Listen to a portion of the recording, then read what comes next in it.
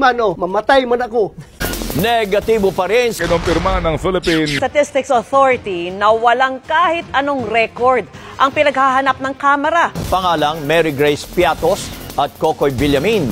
Magtanong nga kayo sa Davao kung sino yung Mary Grace Piatos. Kaugnay sa kinekwestiyong confidential funds ng Office of the Vice President. Kilala niyo? Maraming Piatos na sa Davao. Totoo ba to, sir? Ito naman. Oh, mamatay ko!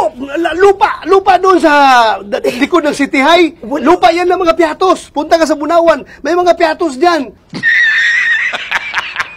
Hindi ko lang alam kung sino si Mary Grace, ha?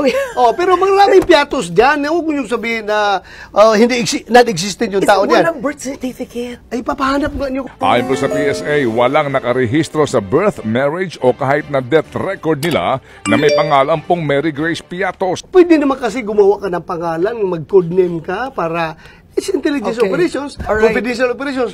To hide the identity of that person, they can assume nom de guerre, they can assume their codename. Pwede man gano'n. Pero pag sabihin mong, Piatos, gago! That's an insult na pakayaman ng mga Piatos sa Davao. Ang lalaki ng lupa ng mga Piatos sa Davao.